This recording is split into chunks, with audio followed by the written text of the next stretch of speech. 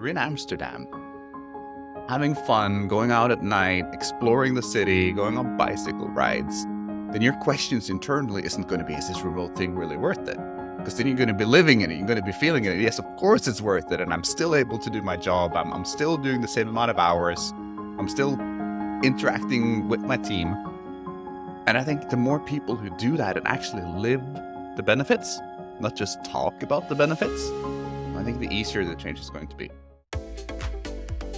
Ladies and gentlemen, welcome to another episode of The Future is Hybrid. I am your host, Kenneth Hellem, the remote evangelist, and today we're doing a special episode. In the virtual studio, not my virtual studio, but in a virtual studio, I'm doing a collaboration with Anna Rex from the Future Lab. Anna Rex is an analyst, but also a podcast host of the show with the same name. So today we're going to be interviewing each other about how it is to do a transformation of a team, going from in-office to hybrid to remote. What are some of the challenges? What are some of the opportunities? Some of the things we have to think about. So welcome to our shared studio, Anna Rex. Hey, Kenneth, good to see you. The pleasure is mine. This is going to be a fun one. I've been looking forward to this. Yeah, me too. I can't wait to get started. This episode is going to be a bit of a oddball, I think, a bit of a weird one. We're going to do kind of a twin episode and do a double up on the info in the amount of time we have, which is going to be great. So we're going to speak as fast as possible and delve into issues as they come along. So Kenneth, you're the head of remote for Bellico, and we already met your colleague Sebastian in another episode of ours where we talked about Bellico's mission with furniture as a service and being head of remote at such a company that's basically inventing the future as you go along. I mean, tell me about your role and how you got in there, and like, what are your challenges and what are your insights? All right, that's like 3 or 4 questions in one, but let's just I love to bundle them. let's hit the ground running. I guess before we even jump into the Bellico story, I can just recap some of my own stories, and there is an episode on the podcast for people who want to go deep. But about a year and a half ago, I moved to Spain. I had a job at Google. Google were the first to shut down their offices, and they said go work from anywhere. So I did. And I realized life is better in flip-flops. So when Google wanted everybody to come back, I stayed in Spain. And then I had to figure out, okay, what do I want to do next time I grow up? What do I want to dedicate my life to? And I did a lot of soul searching. I had a lot of conversations. And what came up in every single conversation was the future of work, remote, hybrid. I'm like, there's something here. I got to go deep. Right. I got to understand this remote thing. Right. So I started a podcast and I interviewed the thinkers, the doers, the leaders of remote, trying to kind of take in all of their knowledge and expertise and make it mine. Share that back with my network. And as a strategy, I used that platform, that network to go find myself a remote job. And I didn't just want a remote job where I was able to work remote. I decided I wanted to contribute to this remote movement, the future of work. In that process, I found Bellico, and I did a quick consulting gig with Bellico to kind of understand what we were doing, what our challenges were. And what I figured out is that products and services that Bellico offered to the market, subscription-based furniture for offices and home offices, can be repurposed to help companies go from in-office to hybrid to remote. We can help make their offices fit for purpose. We can help empower those people outside of the offices. So that excited me. Not really the furniture part, but it being a tool to help drive this movement. Sure. So I spoke with Sebastian, obviously, and I said, hey, he wanted to bring me in as head of sales, VP of sales, and kind of lead our revenue. I'm like, sure, I can do that. But what I really want to do is to kind of lead this remote movement. And he said, fine. You can have both roles, but I'm just going to pay you for one. Good. That's good business.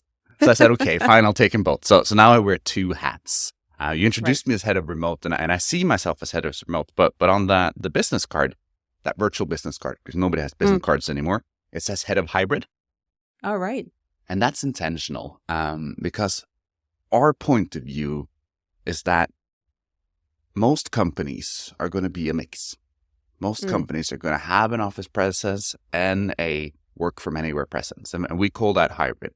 We don't necessarily say that everybody has to go fully remote. Right. Even though we see a lot of benefits in that, we believe that 70-80% of companies are going to live somewhere in between. And that's what we're offering to the market. So the title is Head of Hybrid. Right. And that's kind of how I came in. And now when I have that role and those two hats, basically my responsibility is first to lift Bellico. Make Bellico a great hybrid remote team. Put Right. in place remote operating practices, enable people to be effective remote workers, enable leadership to be great at leading and managing in a remote world, and kind of proving to the world that we can do it. Right. That's going to take a long time, obviously, so I'm not going to do this in parallel. I'm not going to wait until we're done, because the second part of being head of hybrid is talking about that and being an evangelist. So Right. basically going out, telling the world how great this is. Talking Exactly. about the benefits, talking about the challenges, which is also why we're having this episode today. Sure. Absolutely. And I mean, it's just like you're really coming down to it, because it's not a one size fits all. It's not like a solution for everyone, but you really have to find your own way to do it. And I think that's really smart.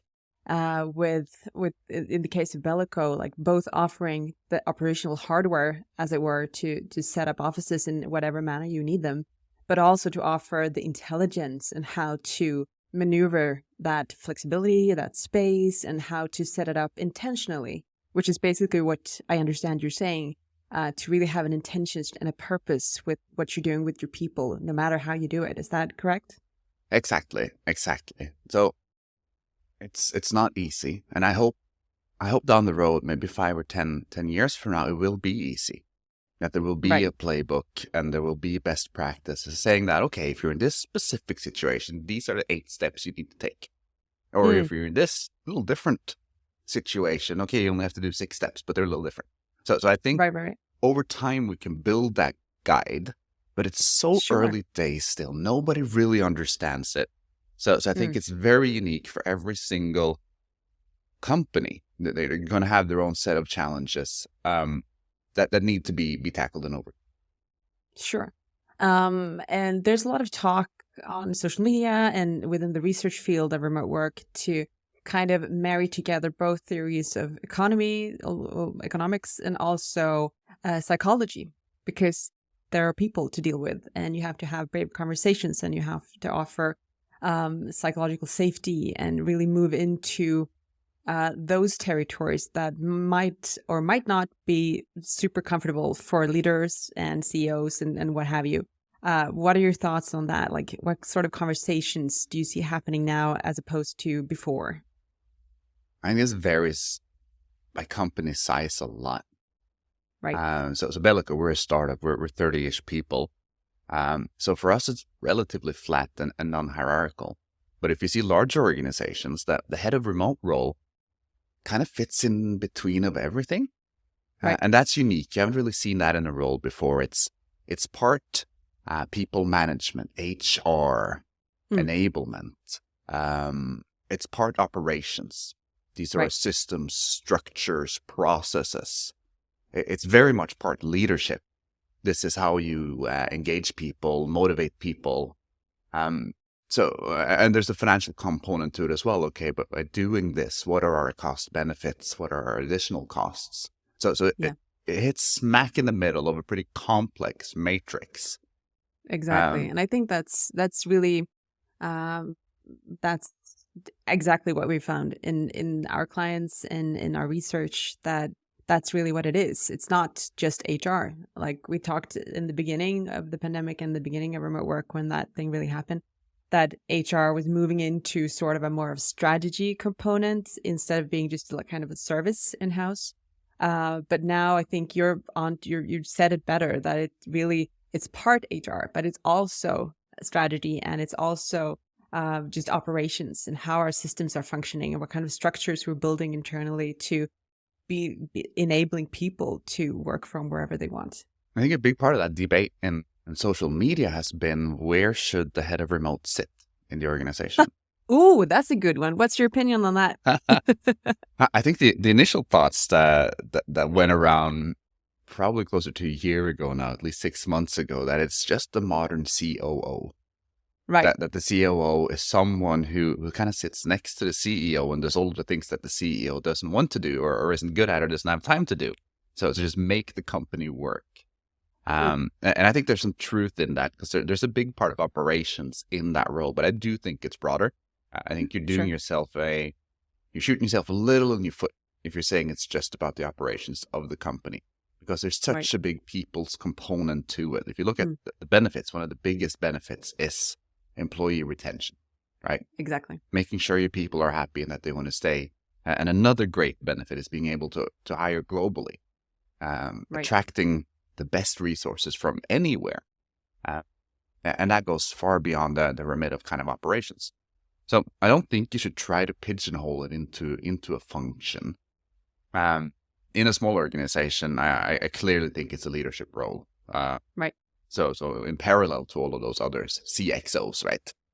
Right. But in large organizations, I guess you just got to kind of feel who's the most interested, where does it naturally sit? But if you don't have top leadership buy-in to that role, then you're going to be fighting yourself blue all the way to the bank. Yeah, that's probably right.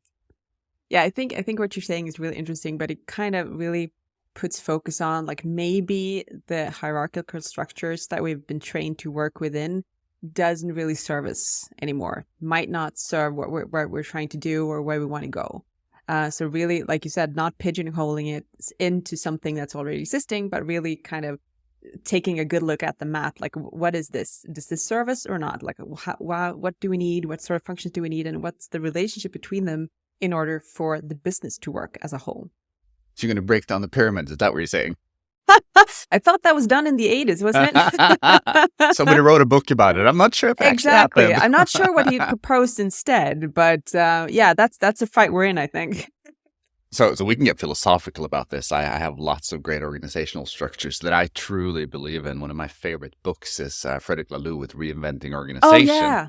Oh, God. I love that book. Yeah. When I read that took me down a rabbit hole, which led me to quitting my job, moving to India, meditating, writing.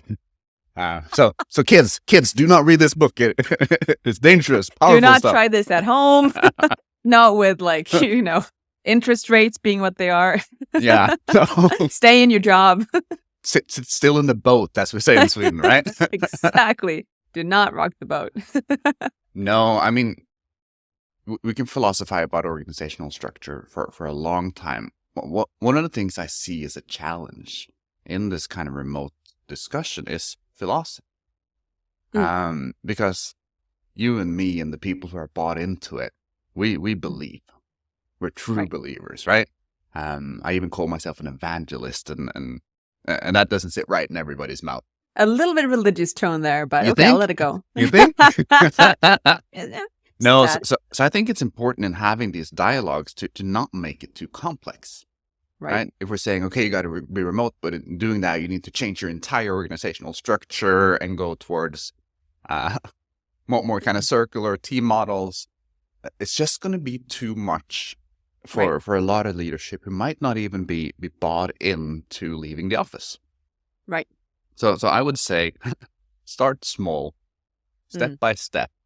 Exactly. Start with a why. If you can't define why you're going remote or going hybrid, you're never going to succeed. Exactly. If you don't have that buy-in everything. all the way from the top, then it's not even worth doing the effort. Exactly. I was in this lovely conversation earlier this week about middle management, because middle management has traditionally been pretty yelled at, pretty, scolded and blamed for different things. And usually, like with the remote questions in particular, we find that usually the CEO or the head of the company is totally bought in. It's like, yeah, let's do that. And then, it comes to middle management to actually implement and do something and change something and work with these questions. And we talked about there's this huge responsibility to actually create change within these roles, and what sort of leeway might these people have, and what sort of heroics can they actually achieve, which is really this is a step for that section of the company map to really move forward and to really step up their game. So I think we're in for some exciting times What concerning that. challenges did you see there? What are they facing, which is really, really tricky to solve? I think my experience is that it's a big part is self-confidence in the role, because it's been just so just talked about in a bad way. I mean, it's always, the middle manager's fault that something's wrong. That So makes we it really easy. need to, That makes it easy. right? You got Exactly. someone to blame. Exactly. And they've been referred to as the permafrost between the CEO and the workers and whatever. And it's that kind of just talking down to that role that sits in the way now, because we need these people to be brave and to embrace change and do different things. But we've also spent decades telling them that they're no good and they can't do that, and they're not able to change. That their only role is to kind of maintain structures as they are. So it's really about kind of befriending that section of the company, I think, to kind of build them up and see what they can do. That's really interesting. I hadn't thought about that before, that they've kind of been incentivized and trained to maintain structure. Yep. And now we're saying, throw it all up in the air. Yep. And it's hard because all of the status and all of the benefits are tied to maintaining structures and maintaining whatever lines you have or whatever just the structures you're in charge of. I usually say that hybrid or remote isn't more difficult than in office. No. It's just very, very different. Yeah, exactly. So you have to unlearn so much to be able to relearn all the new things. Exactly. And I think it's really interesting because in all of the attitude scans that have been done throughout the pandemic and the beginning of the pandemic, that we see that workers, generally employees, want to be able to choose. They want the flexibility that's consistent. But you also have leadership roles saying like, yeah, no, maybe not. We would love for them to come back to the office.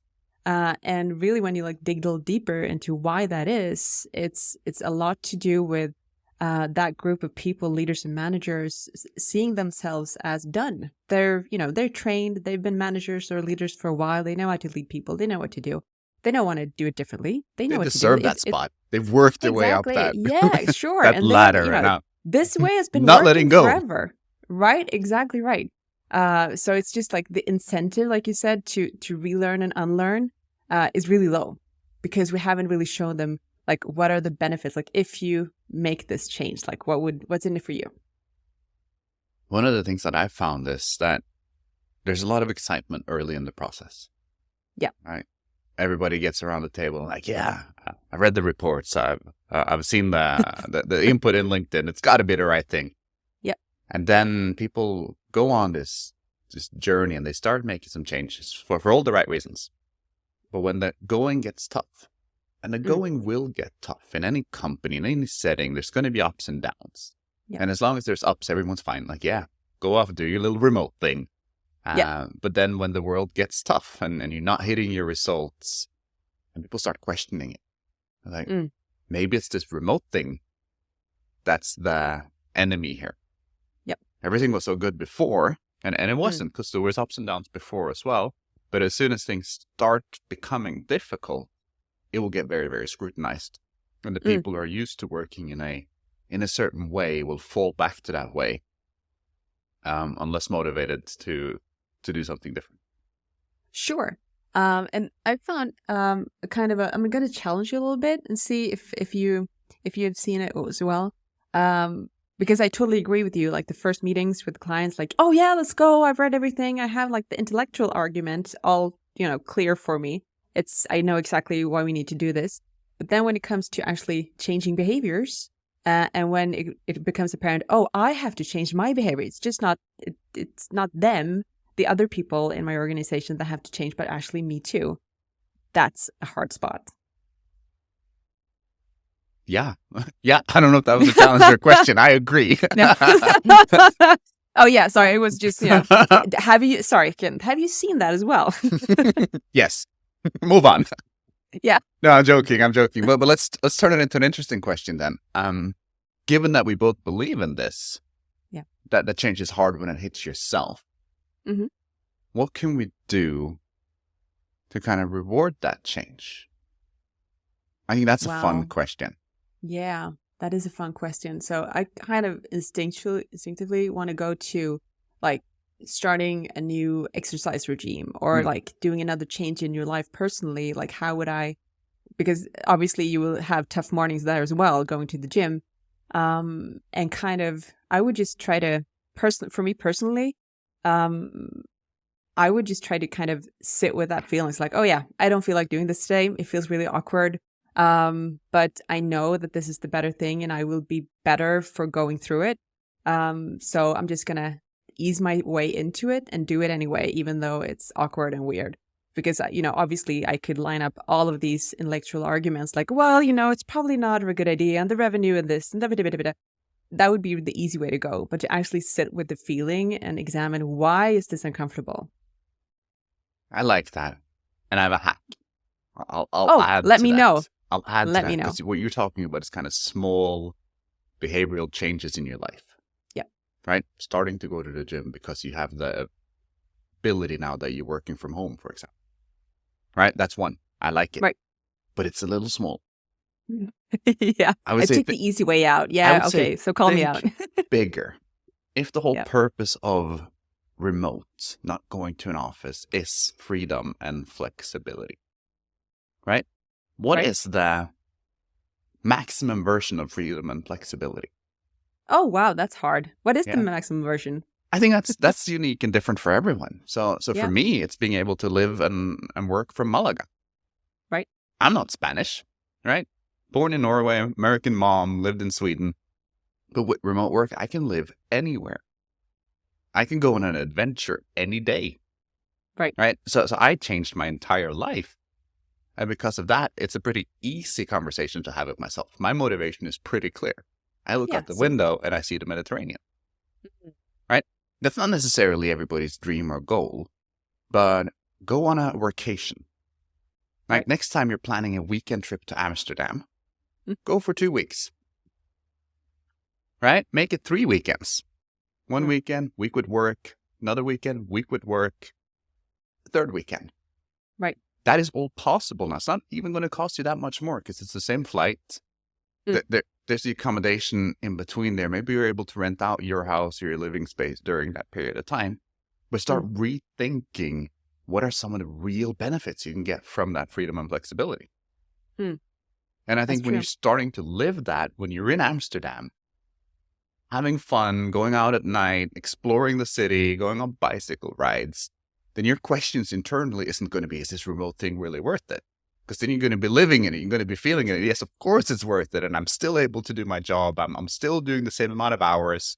I'm still interacting with my team.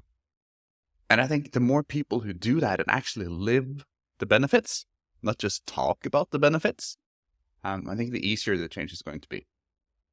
Yeah, I think you're spot on with that one. And I realized like we're touching upon the same thing, like really tasting it and getting it, feeling it out.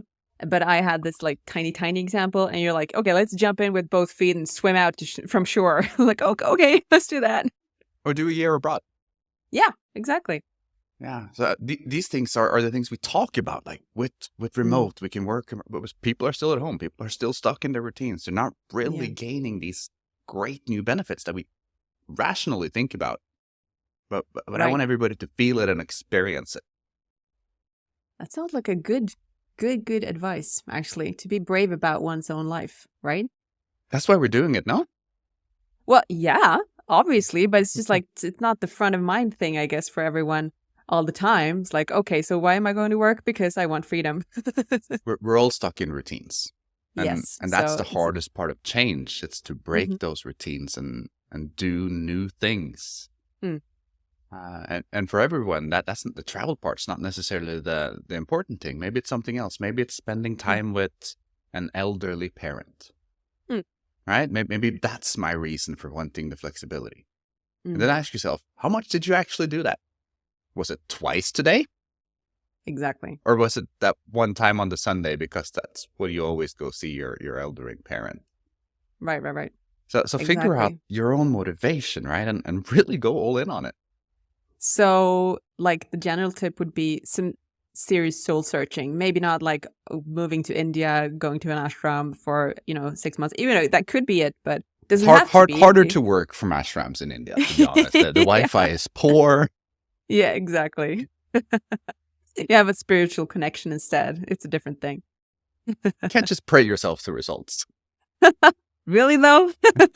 Depends on the result. Exactly. But yeah, I think it's really interesting to like what this time and these possibilities also calls from us is the opportunity to be brave with ourselves and really sit with our own needs and wants and visions for ourselves in our lives. And I think those are so connected, right? Mm-hmm. If we're doing it for those reasons, we also got to do it for those reasons. We got to stop being so rational about it. The rational parts about this, but the benefits are new. So we need to kind of really experience those benefits. That's true. Let's dig a little into some of the complexities. Because I think that's what we talked about last time you and I connected, and I was going through a tough time. I was like, oh, it's difficult now. And I think maybe a lot of our listeners can relate to this, because going through this change isn't going to be easy. Right.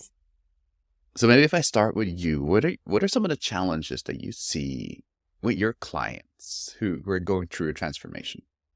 Mm-hmm. Well, I think what I see is like something we've also kind of touched upon through this conversation. It's like, it's never the problem that's the problem. Usually something manifests as a problem, but it's really the underlying logic or behavior or, thoughts or feelings or whatever. It's always a human component at the bottom of it. And you have to kind of dare to dig through it and to help people being comfortable with being uncomfortable. Like you said, it's not going to be easy. We're going to be learning as we go. And that's not a mindset that comes naturally for us. We want to find the solution and we want to go because that's what we've been putting on our CVs for, 50, 70 years. Like, we're really good problem solvers. So we have to solve problems all the time. But sometimes we have to really think through what the problem actually is before we try to solve it. So that's what I'm trying to get my clients to really do, to sit with the problem and see what is actually the problem underneath here. And, we've been talking about this for a long time, but obviously in going remote or setting your organization up for hybrid or all of these questions, it really comes to a turning point that these are humans and there are humans' wants and wishes in here. And how do we train our people? How do we have these conversations with our people to be comfortable with being uncomfortable? Fully agree. Couldn't agree more. I think you put it well. To me, it's not about the 20% increase in productivity. No, right? That's one of the stats we could put there. Yeah. Go hybrid, go remote. You're 20% more productive. Is that worth the fight? Yes. Right. Maybe over time, 20% increase in productivity is worth it. But if that's the only thing you're fighting for, that is going to be a long uphill battle. What I do think, and kind of the part of the underlying argument here, is that people want to be free. And when they experience that, and not everybody has, right? But when they experience that, they will gravitate towards opportunities where they're able to be free. Right. But have you seen with your people, with your organization or in other settings, does everyone instinctively know what it is to be free for that person? Most or don't. Do they need, right? Yeah. It's like, how do you work with that? Right. That's okay. I'll probably argue I don't, right? I'm learning, I'm working, and I've taken it pretty far. If you look at digital nomads, a small subset of the remote group, I think they're probably the best experts on being free. They travel, that's part of their identity, trying new things and places, and work often. I'm not saying all digital nomads, but work often comes second. The primary is the freedom and flexibility to live and work everywhere. And they're happy when they find work that can support that. So take some inspiration from them. I think most other people don't necessarily want to travel like a digital nomad. I don't. right? I want to have a community and a place to live, and my friends doesn't have to be Sweden, but I want to have a place to call home. Mm. So I think most people don't want that. So that freedom maybe is more about when I work, Sure. or how I work, Mm. than where I work. I think a lot of the Yeah. discussion right now is about where you work. Is that in an office? Is it at home? Is it a co-working place? Is it a cafe? All of those are possible. But I think it's more about, okay, I am responsible for delivering a result. I should have the freedom to decide how I deliver that result, as long as I do. Yeah, exactly. Oh, I think you're really onto something there, because when we talk about this, it's also about flexibility in more ways than one, in more ways than space. It's also time, it's also the ways of working, all of those things.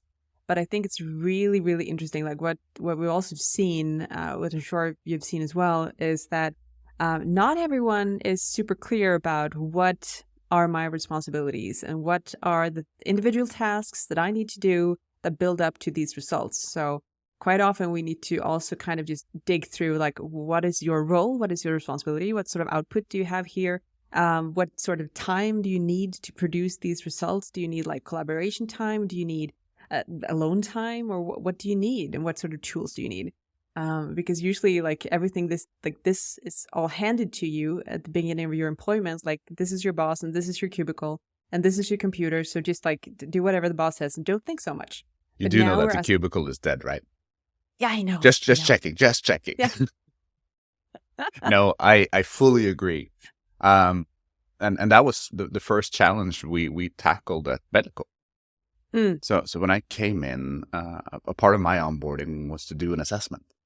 Oh, Are we wow. good at? What are we good at? What are we not so good at? What Mhm. is holding us back? What are the things we want to implement in what order, to be able to go towards hybrid and remote? Oh, Given wow. that we Walk us through that. What did you find? so you're not gonna be surprised, but at the same time you're probably gonna laugh. All right. The first big things that we discovered had nothing to do with hybrid or remote. Mm. We needed to articulate our vision and values. Yeah, see, there you go. Yep. I was asking around the organization, like, okay, what do we do and why do we do it? And I Yep. got 20 different answers. Oh, wow. They Yeah. weren't radically different, but they also No. weren't the same, Right. right? And That's I think key. everybody had a good idea of our vision. And we are a vision-led company, but we've never defined it. We've never written it down. Right. So there were variations. Same with culture. I think we have similar values, Mm. but not the same. Mm. And we don't know from a company perspective which ones are the most important ones. Mm. So when we're making decisions now, we're not making them out of first principle. So every decision Right. kind of becomes complex because we don't know what values are guiding us. Right. Exactly. Because So that was everyone step one, and has. that's still ongoing. I'm not Yeah. claiming we're great at it, but we've started the work of defining this as a company initiative so that Right. we have our North Star. Mm. That's number one. Number two, still not hybrid remote. Goals, OKRs, Right. agree what we're trying to achieve and how Mhm. we break that down, first with teams and then with individuals. Mm. So we're through a quarter of OKRs now, and we're learning as we go. Nobody ever Mm. gets it right the first time. Passion project of mine. But we have goals and we are tracking our goals and we Nice. are moving in the right direction. Looking forward to the next kind of loop on that. Yep. So that was the second one. Still haven't spoken about hybrid or remote. Those two, any company will need to do that Mm. before engaging on this journey. But then again, don't do it sequentially because then you'll never be done, Mm. right? Because each of these activities aren't ever going to be done. No. But figure out which ones are the highest priorities and put most of your fire behind those. Yes. Then if I talk about some of the hybrid and remote ones, one of the things that we saw is that we're not very great at communicating. How so? Communication would be split between different forums, different tools. Okay. So not visible for everyone? Not visible for everyone. We use Slack. We love to use Slack, but do we use Slack in the best way? Probably not. How do we do with company-wide communications? What is documented? Right. It felt very ad hoc. Mm. So that's the part that we've been working on. We've been talking in teams individually. How do we communicate better? What is the best forums? We haven't written down a communication strategy yet because I don't think we have a good enough baseline to decide what's right for us as a company. Right. But what we have done is we've started practicing asynchronous communications. So we use Loom, a video recording tool, for anything that is messaging. So if I'm doing a status update, I'll do that in Loom. I'll ask my team for their status updates in Loom. That keeps a record. We can look at it on our own time, and it eliminates lots and lots of status meetings, which aren't very value generating. No. So we've done that very successfully. Another thing we're doing is implementing decision processes, where instead of all coming together to try to make a decision, we document it first. We circulate that document, we get feedback from everyone, and then if the decision maker can make a decision, they will. We don't have to call a meeting. And in 4 out of 5 times, it's pretty straightforward. There's enough information, make a decision, move on. Saves everybody a lot of time. And in that 5th one, we do call a meeting and we would discuss it, but then with the basis of the information. Data. Yeah, exactly. So that's another early one that we've been practicing with and that we see value from. Mm-hmm. It's also the first that falls when we get stressed. Exactly, because that's an actual behavior change. That's a hard one. And then so you really fall back to previous patterns. Yeah, exactly, because it's just not that secure in your brain yet to work that way. Interesting. So, I mean, what I hear you say is that like the first things you found that you needed to work on were the actual structures to support whatever work you need to do. So it's vision, values, goals, documentation, all of those things that everybody really could just take a good look at within their own company. Like, where are we? Are we aligned on this? Like, are these structures really supporting the work we're trying to do, or is it impeding it somehow? And usually when I also go out to talk to companies, like the first thing is usually just remove any obvious obstacles. Like whatever you have in your organization that does not support or actually actively hinders whatever you're trying to do, just remove that and see what happens. Would you agree with that? I like that. And we haven't removed all of them, to be honest. We still have our monthly Monday breakfast in the office. Oh, yeah. Kind of difficult for me to attend. Super difficult. How do you do that? I don't. You don't? No. Right. And we talked about it because most of our people are still Stockholm-based. So there's still that tradition. And we do see a value of having an office. Sure. Right? And we do see a value of having people come together. So it's one of those traditions we don't want to break. And the cost of that is, okay, I'm not included in that. But there's just one of me. If half of the team weren't there, we would have had to make a different decision. Right. But for that one, it's not perfect, but it's okay.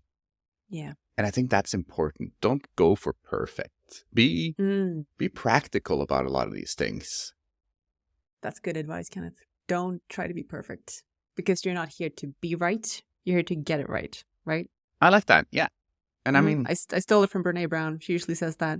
Not here to be right, but here to get it right. And I love that because it's just like, that's what we're all trying to do, right? And I think, like, to your point about, like, for with this breakfast, for instance, what I'm kind of getting from you is that the key is the transparency to be able to talk about it. Like, oh, so this is inconvenient. You have this tradition.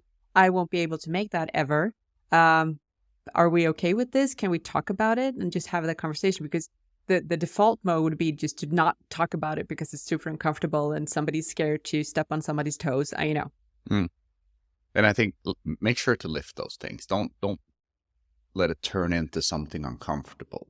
But at the same time, pick your battles.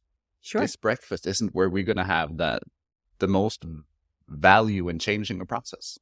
No, exactly. But would you say that it's actually your call, like, since you're the one that's not being able to make it there, it's really your call to say if it's okay or not? I don't think we've gone that far to give kind of a decision date to make a process around that. No, and I don't think that I should be the one making that call, to be honest. I think it's better to look at the totality of the organization. What are the benefits and the drawbacks? Yeah, I think that's probably better. this could be different from any organization. And I know that a lot of the remote heavy organizations will say be structural about it, right? Everything has to be remote first. Like put in place that, and then you'll succeed. There's a lot of value in that argument, but every company is different. Exactly. And it really comes back to your earlier point about like that depends on what your vision of success is. Yeah. And we don't want to leave the office. We believe in the office. Yeah, obviously. I mean, you're furnishing it. Exactly. Looks nice. We have a nice office. Right. But we're also furnishing home offices. So don't get me wrong. Exactly. I mean, people are going to need to sit somewhere. Yeah. Wow. So kind of just to kind of move forward, like when I catch up with you a year from now, because I fully intend to, like, what do you hope to tell me then? Where are you then? That's a great question. I'll answer as a company, not as an individual. Sure. As a company, we have grown a lot. Our goal is to triple our revenue this year. And the only way we can do that is by becoming global. Yep. So what we're building, our structures, are enabling us to become global. Right? So with new processes, with new rituals, we can hire fast wherever we need to. Yeah. So when we talk next time, I'd say that at least a third of our staff are not in Sweden. Okay. 30 of your staff not in Sweden. All right. Maybe a little higher. Yep. So that's one kind of from a hybrid perspective. The other one is that we published our playbook. We haven't even started today, but we published our playbook, and that means a lot. It's not just to hit the publish button, but it means that we've gotten very far in documenting, agreeing first, and then documenting our ways of working. Yeah. And those processes are going to be remote friendly. Mm-hmm. They're not all going to be 100% remote. I don't think that's our target. No. But we will have a clear idea. Everybody in the team will know how we do whatever we do. Yep. So I think that's a activity goal, which has lots of benefits to it. And then I think that the third one, which is probably the most important one to me, is that not everybody, but a large percentage, let's throw a number out there, 75% of the team has experienced firsthand the benefits of being a hybrid remote company. And that could be having gone for a vacation, or that could be having significantly changed their habits, ways of working, ways of living. And that they feel that that's because of Bellico's decision to go hybrid. Right. That's a good list. That's a really good list. So I've written that down now. So next year, and it's on the internet for everyone to listen to. Exactly. Now it's out there. Keep me accountable. I sure will. It's going to be really interesting because I have a feeling you're going to surprise me, whatever I catch you with. No, it's a great question. I really appreciate that, and I think it's important that it's a team journey for us. Oh yeah. Right. I'm not the one putting this in place. Right. I'm are. just a facilitator. Yes. You're asking the questions. Yeah. Is that a good place to end it, Anna? I think so. Yeah. I just, wow, you've left me with so many things I have to think about. And so thank you. Thank you for sharing your journey, and thank you for just guiding us through like what you've been through and what you're struggling with and how you're doing this journey together with your team, which is really beautiful. I really appreciated this conversation. I think just reflecting upon it myself, being asked tough questions, keeps me honest, keeps me on my toes. Yeah. So I think with this, we'll be able to go back and be an even better version of Bellico than we are today. Nice. I love that. That's great. So yeah, thank you so much. Thanks for your time, Anna. Thank you. Ladies and gentlemen, today's episode was brought to you by Bellico, helping companies go from in-office to hybrid, aided by subscription-based furniture for your office and your home office. As always, I am your host, Kenneth Hellem, with another episode of The Future is Hybrid.